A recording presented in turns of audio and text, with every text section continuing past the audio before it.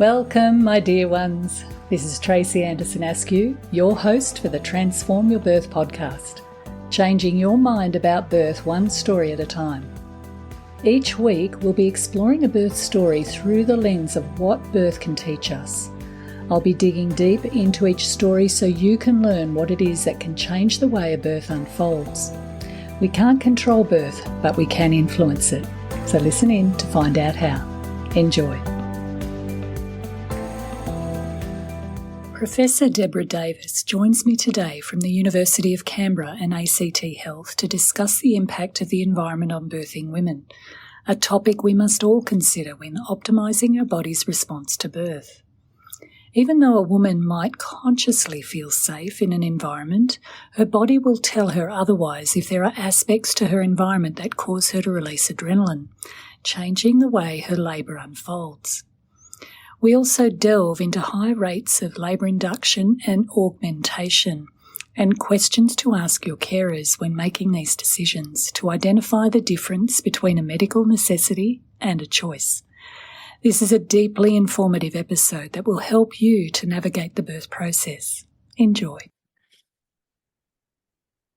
Welcome everybody back to the Transform Your Birth podcast. With me today is the lovely Professor Deborah Davis, who is a professor at the University of Canberra, and she also works with ACT Health. So thank you for coming on, Deb.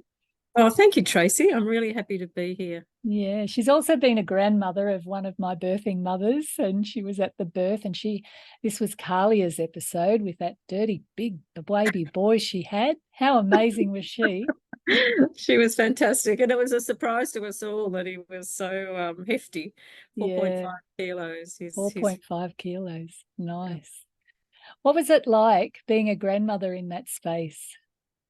Yeah, that's it was a very different experience being a midwife, not being a midwife, but being supporting my daughter to have her baby. And I had absolute faith in the beautiful midwives that were looking after her. So, I felt very comfortable and really privileged to be there. What an amazing experience. Yeah. Oh, it is such an honour, isn't it, to be in that birthing space? Yeah. It's a very sacred space, the birthing space. And we're going to start with talking a little bit about the environment. I got Deb on today because I love bringing on, women who have a level of expertise and looks at birth from a research point of view and the evidence. And we do look to evidence to help us to make decisions, and good decisions as well.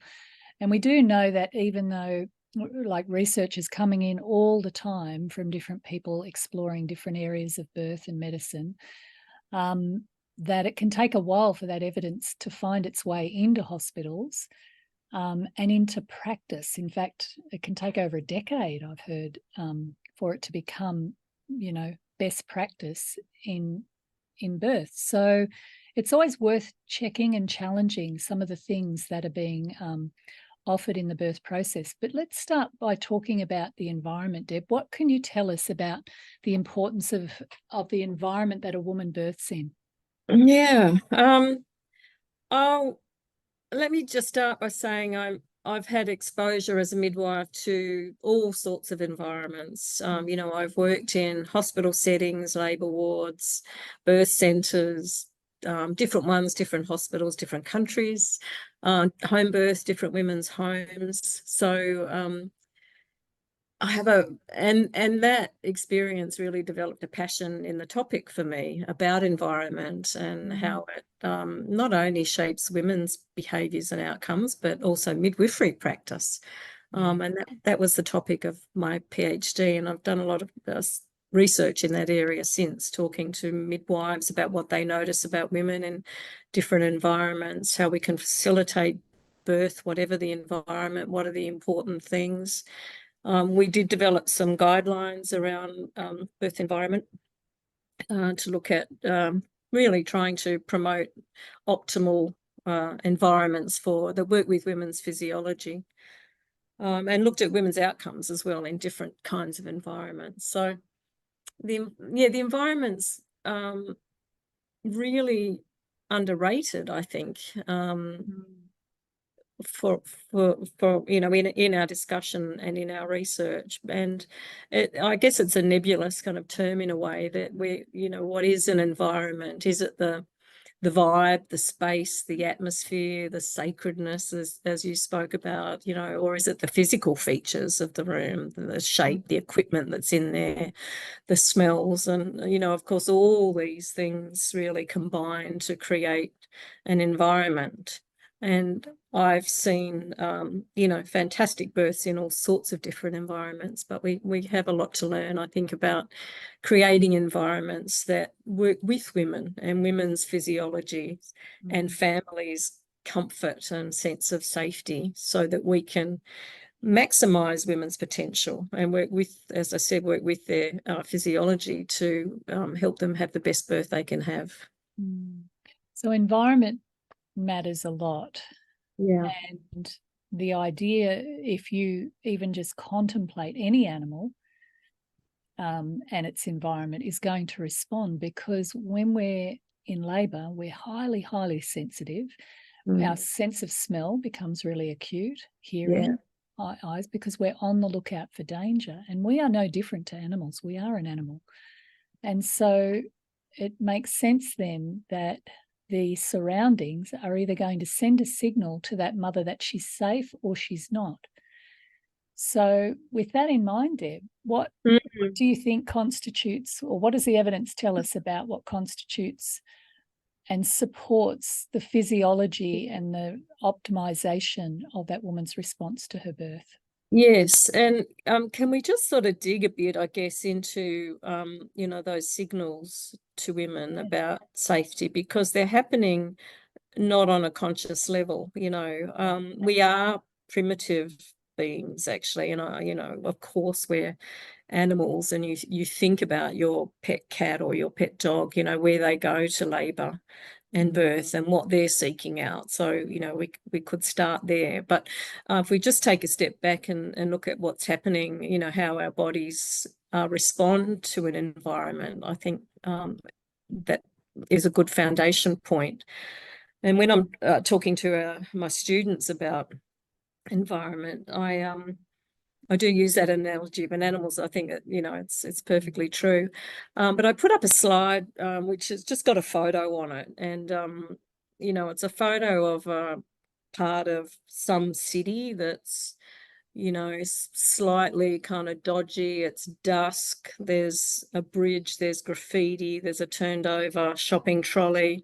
There's no people in it, but, it just looks slightly shady. And I just put that up for a minute and say, look, just immerse yourself in that. And then we talk about the physical response we have to that picture. And the hairs do stand up on your neck. You might feel a little bit of a heart rate increase. You might feel slightly some butterflies. I'm kind of getting it talking now as I'm recalling that picture. It's not menacing by any means. Yeah. But we have a really physiological response to it. And that response is what you mentioned, that the body is perceiving danger. So we have adrenaline. Our amygdala is, which is the part of the brain, a primitive part of our brain, is stimulated, and we produce a bit of adrenaline, and that gives us those physiological sensations that are quite powerful. They have quite a powerful effect on our body. So just looking at a photo, Deb, can Exactly. elicit that. So imagine what that's like for a woman in labour then. That's right. And I mean, most women are choosing hospitals for their birthplace. And yes, theoretically, we know it's a safe place. People are there to help us. But, we might have memories of children, of sick people being there, of having pain in that place, being hospitalised. There's a really well-known syndrome called the white coat syndrome. When you have your blood pressure taken by a doctor, it's high. Yeah, my mother has that. You've got some fear, there. The smell of hospitals, the signage, you might walk past a defibrillator, specimen collection, the icons for kind of, waste. They're all at a very subconscious or conscious level, stimulating our amygdala and creating some fear response and some cortisol. So, that's not necessarily something that's within our power to control, though there are things we can do to ameliorate the effect of that. But adrenaline is the enemy of oxytocin. They work in opposition. So we know that for contractions, we need oxytocin. It's kind of the calm and connect hormone, whereas adrenaline is the fight or flight. Yeah. So if you've got some adrenaline surging through your body, you're not going to be producing the oxytocin as much or in the way that you need it to have your contractions. So what you're saying there is you can have make a conscious decision that I feel safe in this hospital because I know I'm going to get help if I need it. But it doesn't necessarily change your subconscious or your primal brain's response to a foreign environment with a lot of symbols around us of potential danger and things that we're not familiar with, which as a complex species is going to have an impact on the way our body responds. That's exactly right. And look, that can happen at home as well. And I've seen that in home births when there have been people there, someone birthing in a share house that had some people there that weren't, their friend. And, it was obviously not an ideal situation. So that can happen at home. It can happen in a hospital. But I think hospitals have a particular place in our culture and our memories as people, and they are more likely to cause this kind of effect. And it's very, very common, and all midwives and health carers know it, for a woman to be in early labour at home having beautiful, building patterns of contractions that are becoming very strong, and you can talk to them on the phone, and they're certainly getting there, and suggest that they come into hospital and the contractions completely stop. Now, for a lot of women, it's very, very common. And they then feel like frauds and say, well, I was in labour. I promised I was having contractions. And of course, we know they did. But that's an effect of the adrenaline that they're producing. One, because they've moved, they've had to get in a car, they've had to navigate some traffic and parking and walking, but also they've come into this environment. So we know that we need to kind of just steady things and wait and help them feel comfortable, and those contractions will start to build again as that adrenaline starts to wane. Yeah. So tell us then, for people listening, Deb, who are pregnant and preparing to have a baby, what sort of things should they be doing or talking to their carers about in relation to the environment? Yeah, what you want to do, and again, if we think back to your pet dog or your pet cat, the sort of environment that they will seek out is somewhere, it's kind of cave-like, really, is what we talk about. So it's usually dim. It's got some walls, or they back themselves under a bed into a corner, into wherever it is. So it's not brightly lit. There aren't uninvited people coming and going that you might not know. It's that kind of cave-like environment. And even some of the birth centres, my criticism of them are they can look too bright and shiny and too clean and too clinical. And, that's not necessarily what you're after. I think some of the birth centres that I love most are the ones that are a bit worn and shabby. I think you just feel a little another level of comfort when something's sort of not too sparkly and clean and clinical looking. Feels more like home, or at least my home. Yeah, totally. And that's another important thing. So you want to be able to create an environment that's a bit dim. You can close the door. You can feel sure that people aren't just going to be coming in. And then you want to think about the smells. So, you might not notice that your home has a smell or your clothes have a smell, but, when you're thinking about the amygdala and this part of the brain that's really catching these signals that you might not even be aware of. So your homely smells, if you've got a dirty old nightie that you've been wearing for a bit, wear that. It's so that it has got your smells. Bring your pillow, bring your blankie or your knee throw or something. So I think if you can have some smells about you, some familiar items. You know, I know women know about music and, you know, candles and creating that whole kind of atmosphere that's calming. Yeah. That's definitely what you're looking for. Yeah. I say to my families to replicate their bedrooms. Yeah. You know, the hormones for good sex are the same hormones for good birth. So Yeah. where do we typically have sex? In our bedrooms, although maybe some people do it publicly. Good luck to them if they do. I've never been able to achieve that.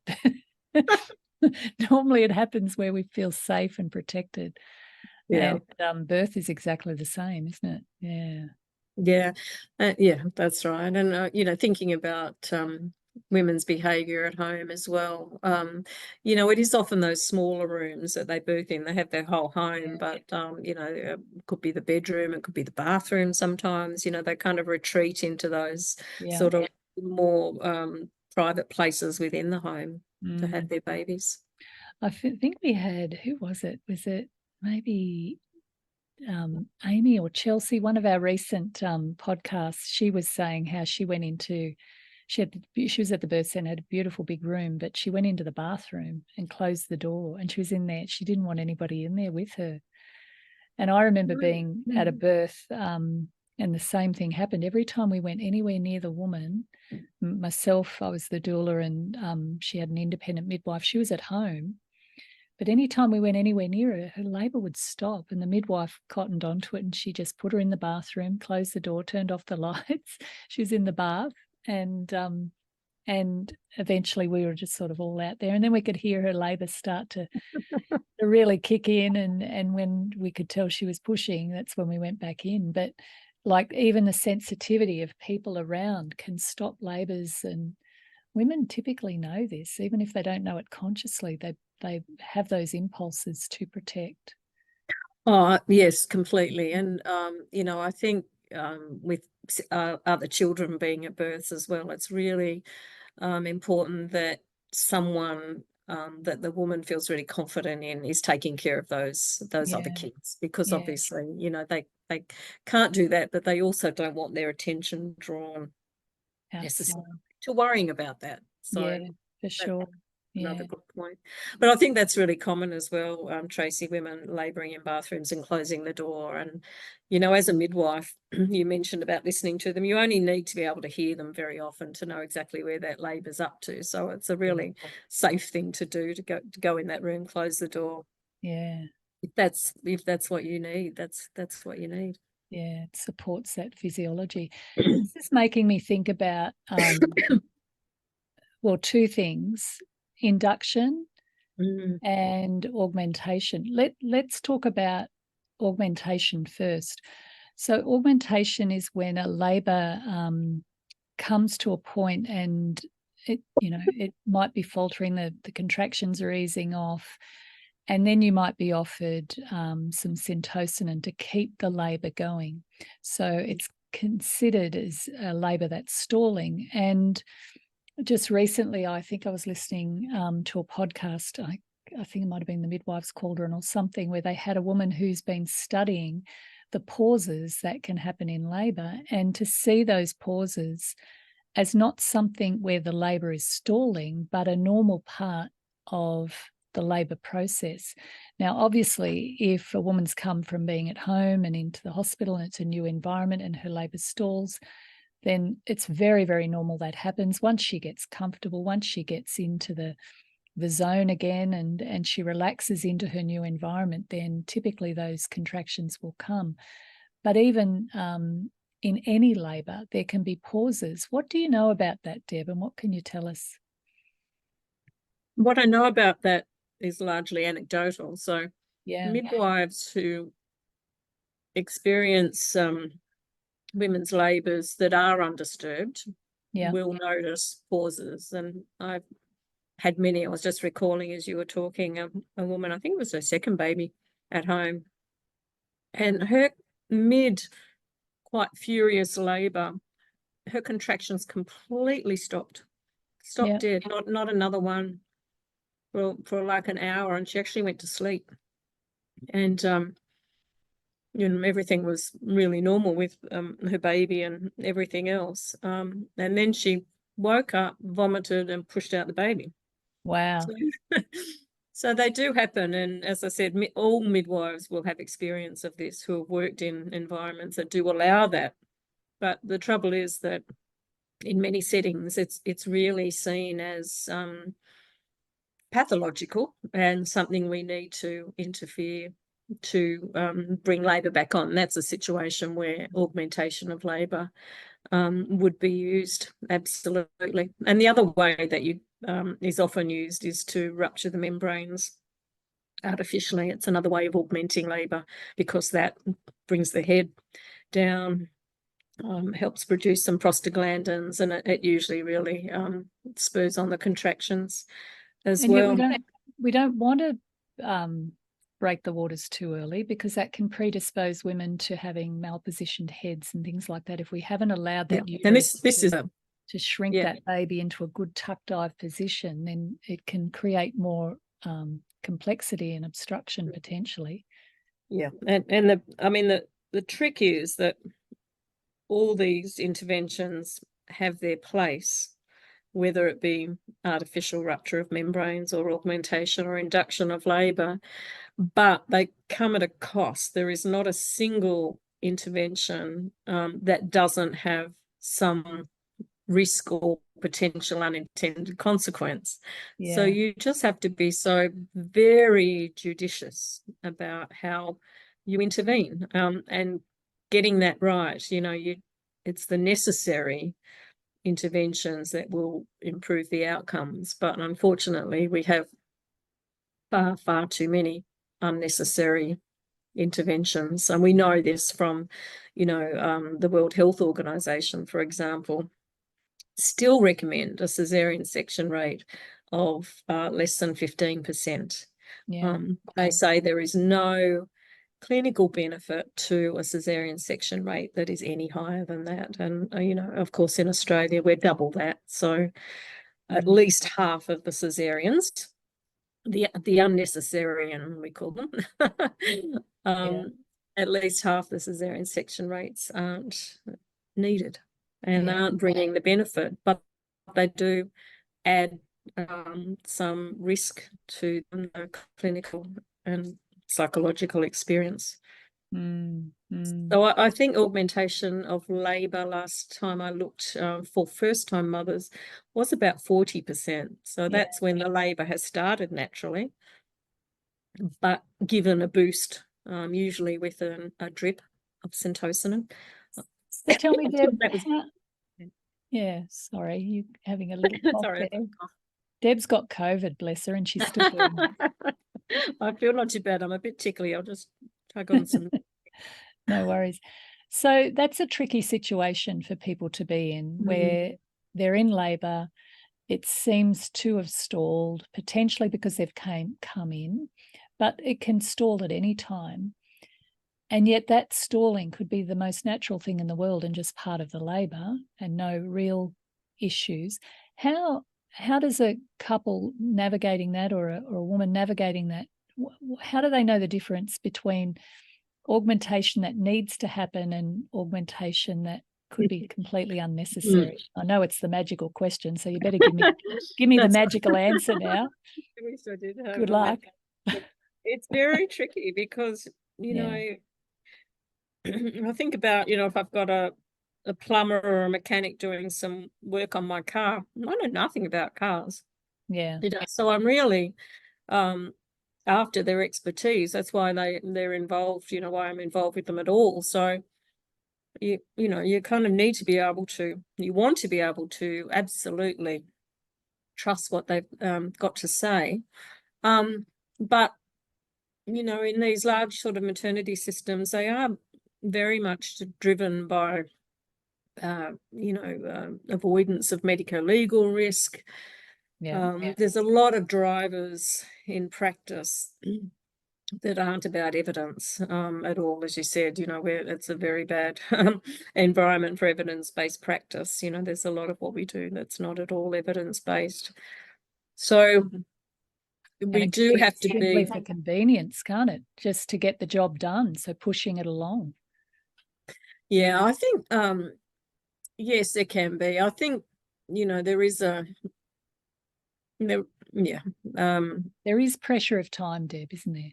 Well, there is pressure of time, but I think there is also a genuine, often labour is framed as a really risky kind of event for the baby. So then, the longer that the baby is exposed to a labour, the greater the risk. So I think there's kind of a bit of a philosophical, or I don't know where it comes from. The different professions have been socialised differently, but there seems to be, not much tolerance for labours that might be quite drawn out, whereas they can be perfectly normal as well. And as I said, people, midwives, and perhaps some doctors who've had the experience where they've had undisturbed labours will come to appreciate that. But we don't see that much in medical environments, medicalised environments, that people experience undisturbed labours. They really don't. We don't gather that experience as health professionals in that environment necessarily. So what can you do? I mean, I always kind of go back to basics. And when I was thinking about that woman in my care whose labour just completely stopped, going back, well, is there anything about that woman's history that makes her particularly at risk of any adverse event? Excuse me. Have a sip.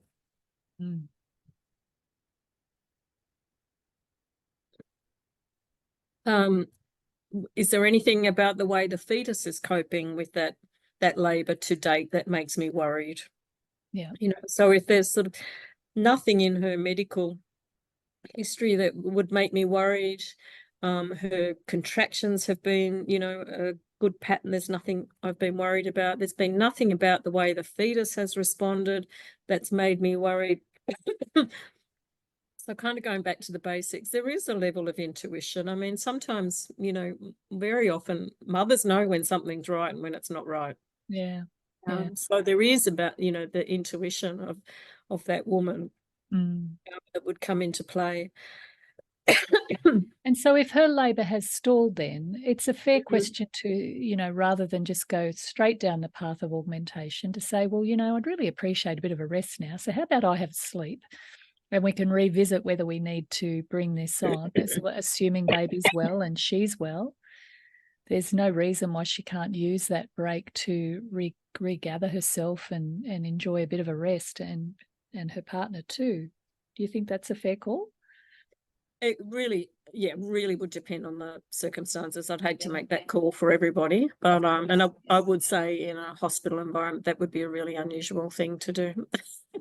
So it wouldn't be an easy call. And we do have something called a partogram, and a lot of these sort of guidelines that we have, they are for women on average, and we know that to have an average, you have to have women who go much faster in labour and go much longer and still be normal. But so we have this kind of sense. So the partogram plots time against dilatation of the cervix, and there is an ideal pattern and progress that we would like to see as healthcare practitioners.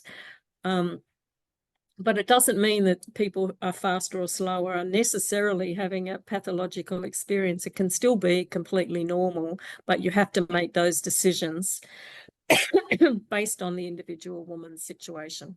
Yeah, for sure, 100%.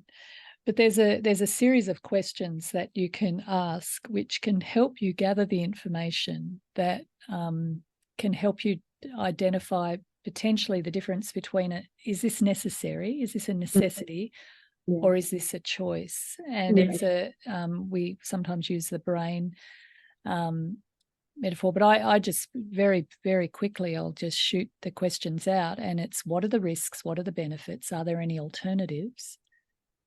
Always really good questions to ask, because as Deb said earlier, with any intervention, there are risks. People get told that they need to induce because there's a higher risk of, but there are also risks with induction. Yeah. So these are good questions. And other questions are, what else might I need if we do this? What would happen if we waited? What would happen if we didn't do the procedure? And to use your intuition around that. So, you know, as we've said, it is a fair call to potentially ask for a bit of a rest if that's a situation you find yourself in where your labour's just eased off and you're having a bit of a rest. Enjoy it, I would say. Regather yourself, assuming there's no other contraindications to that. Yeah, that's right. And I think the what if we do nothing, or what if we wait, is a really good question. You know, you get a sense then of the urgency of the situation. You know. Exactly. Yeah. And you need to choose these things. Like, this is what's called informed consent, although I personally don't like that term, because it means we inform you and you consent. No, you can say no. Yeah. But you can also ask for a bit of time and say, well, you know, because if you kind of press to make a decision right there and then, you know, it's perfectly reasonable to say, just give me a bit of time and let me talk about that with my partner or supporters, and I'll let you know. Let's talk about induction rates, Deb. I'm quite concerned about the induction rates. We're up to around just shy of 50% of first-time mothers are being induced, and there's something seriously wrong with that figure. That's the overuse of, I guess, risk assessments not being used very wisely, I would suggest, in terms of, just because you might have an IVF conception or a gestational diabetes or high BMI or advanced maternal age, these are all boxes that you can tick that then cause your caregivers to have to be seen to be managing that risk. Otherwise, they can be perceived as being medically negligent.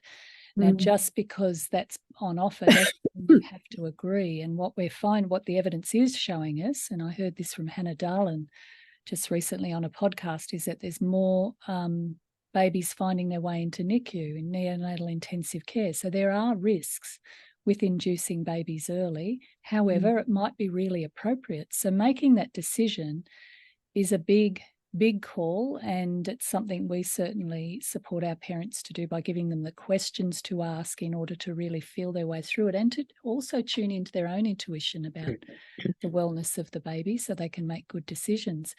But when you choose to go ahead with an induction, what a lot of people don't realise is it puts you on a very different trajectory for that birth experience, particularly in relation to the environment, Deb, because what we know about birth is women tend to labour really, really well at home in those early hours, in getting labour established and supporting that, you know, physiological descent of the baby.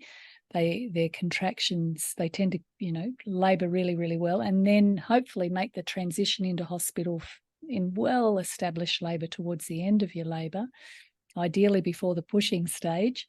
And then the likelihood of it stalling is a lot less. But when you choose to induce, you're there from the very beginning. Often they call you in to come in the night before. It depends on the hospital, but that's often what they do, because they don't expect labour to start that night. So they want to put some type of ripening agent or perhaps the balloon onto your cervix to get your cervix responding, with an idea that you might sort of launch into labour the next day. But once again, women often find themselves in the hospital. They can't sleep, so they've been awake all night, and sometimes even going into labour at night. And it's a very different environment for that mother. What would you say, Deb, for women who need to be induced and are going ahead with that? How can they change what can feel like a very clinical, medicalized environment, to supporting them to overcome that? So, if the need is there and the decision is made, you're quite right. You could be in there for a couple of days actually before your labour actually gets going. So, it can be a long haul rather than something that happens quite quickly, and and that's probably one thing that women should know and be prepared for, because if you're expecting that it's just going to go bang and your baby will be born that day, that's not necessarily the case. As making that the best experience it can be, I think, if you're completely on board with that decision, then that's a really good starting point, that you have made what you feel is the best decision for you and your baby and family, and you haven't been pressured into that decision. So I think that's a really good starting point. And then so you're unlikely to be, you might not be in the birth suite that whole time. You might be, in another ward area as things are getting started off. So just back to basics. I mean, sleep is so desperately important. And I think that you don't want to start your labour behind the 8 ball by already being tired and worn out. So whatever is necessary, and the trouble is, which is the case for all pregnant women, you don't know when that labour is going to start. So it's hard to prepare for something in terms of sleep when you don't know where the starting point is. So even with induction, that's the case, isn't it, Deb? Yeah, that's right, because it might not really get cracking until a bit later on. So sometimes a little bit of pain relief or help with sleeping could be important, because you don't want to be on the back foot by the time that really gets going. And same for your supporters, preserving their energies a little bit. So I think going into a bit of preservation mode at that point, and being well fed and well hydrated and having relaxation and doing your best to just be calm and rested, you and your supporters, then you're more likely to have some reserves of energy and emotional capacity, when it does really crack on, because it might, all labours get very intense. And all the things we spoke about of making the environment the best it can be, and there's all those things completely still apply. Having dimness, having, well, not real candles, but you pretend kind of candles, lighting, music, your good food. There's not good food in the hospital. Oh yeah, bring food, for God's sake. There's a good bit of advice right there. Being well hydrated. Make sure your partners get some rest. They can't go for 3-4 days, and you'll need them.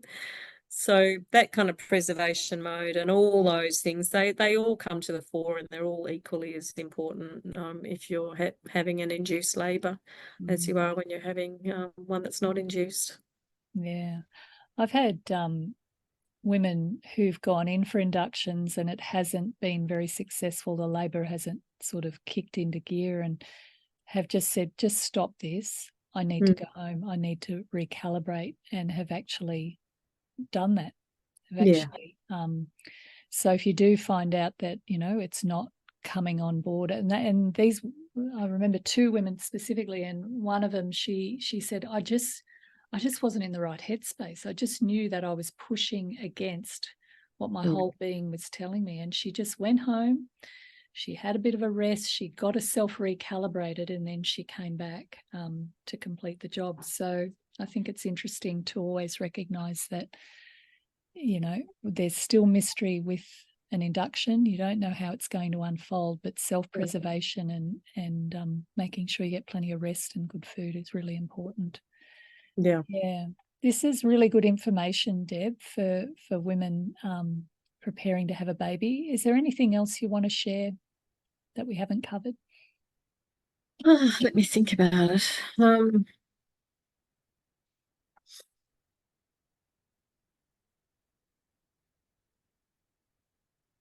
No. I think we've covered off most of the things I was hoping we'd get a chance to talk about.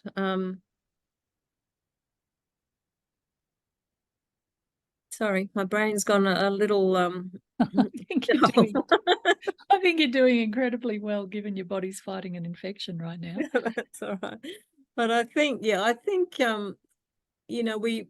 when you look at a birth environment, and still most women should expect a straightforward birth, a physiological birth. So really our birth environments should be completely framed around that. What's going to support the physiology of this labour and birth, and the emotional and the psychology of this woman and family. And Mm. it's always quite a surprise to me, and it shouldn't be, that a lot of rooms that you would go into, you could go into your own home and maybe a birth centre, and they do look like that, but it's the hospital birthing rooms really very often look like an operating theatre, don't Mm. they? They're not completely focused on a physiological birth. They're really preparing for a medical event. So we end up having to make more modifications in that environment to make it fit for purpose than you would if you're in an environment that was more focused on that. But there is plenty that can be done in those kind of environments Yeah. to completely change the vibe, as well as the layout of the room, pushing beds aside and, dimming lights and those kind of things. So, yeah, we do have to modify some environments, but there is a little goes a long way in terms of environment. Just dimming lights and putting some candles and nicer smells around goes a long way. And, as we said, it's those unconscious kind of signals that's giving our body that's so very important. So I think it's well worth making the effort to think about the environment and what's going to make you feel most relaxed and most calm, and give your body the chance to produce that oxytocin and get your labour going naturally. Oh, beautiful. I'm so glad we've had this conversation, because what I'm hearing you say, very, very clearly, Deb, is that don't underestimate the power of your environment. It's in the response, or in how it can support or not support a woman's physiological response to labour. Even though we can consciously feel safe in a hospital environment or a clinical environment, it doesn't mean our body does. Doesn't mean our subconscious does. And we can Right. have many associations historically around responding a certain way in those conditions. And it's something worth paying attention to. And I think it's also really important for those listening today that you talk to your carers prior to Labour Day about what your needs are on that day in order for you to feel safe in your birthing environment. So that brings us to ideas around creating a birth preferences sheet, which communicates who you are and what's important to you and what you would expect from your environment. For example, you don't want random people walking in and out of your room without either permission or some level of introduction to show respect for that mother and her space in that space. Another thing that's just coming to me too, Deb, and I often tell women this: if you find that you've got carers that are not really floating your boat, and this is really something for partners to pay attention to, if you can see, because she's often not aware of it, but if you can see that she's having a bit of a reaction to her caregivers, don't be afraid to go out and talk to the nursing unit manager and say, look, no disrespect, but she's not floating our boat, or this person isn't really right for us. Could you find somebody else, please? Because once again, people in your space will be part of that environment. And if you don't feel like you're connecting, don't be afraid to ask for someone else. These are all options that you have to really protect the space and support her physiological response to birth. So I want to thank Deb for bringing her expertise into our community and those listening today. And thank you so much, everybody, for listening, and we'll see you again. And you'll hear from us again this time next week. Bye for now. We hope you enjoyed this episode. Please subscribe and share this podcast. This episode has been brought to you by Transform Parenting, an organisation that provides courses, coaching and community from pregnancy through to the first 7 years of a child's life. It is a place where you can learn, get support and grow into your role as a parent. Why not take advantage of a special gift for all pregnant women at transformyourbirth.com.au? Or if you have children, we have a gift for parents also.